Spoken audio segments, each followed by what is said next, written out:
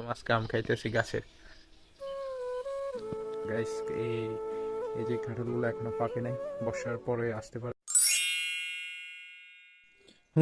ছোট একটা mini blog আপনাদেরকে স্বাগতম। এই যে সর্বপ্রথম একটা গাছের আম আজকে একদম আমাদের এই যে গাছের আমগুলা, এই প্রথম আজকে আম ট্রাই করব। এখনো খাওয়া হয় নাই গাছের আম, আজকে ট্রাই করে দেখব গাছের আমটা কিরকম। তো আপনারা ভিডিওটা দেখতে থাকুন। প্রথম আজকে আম খাইতেছি গাছের।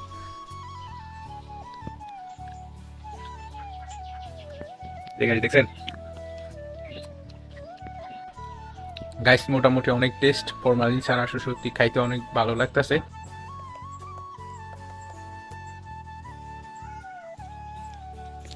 গাইস, কাঁঠাল দেখছিলাম বাট এখনো কাঁঠাল পাকে নাই।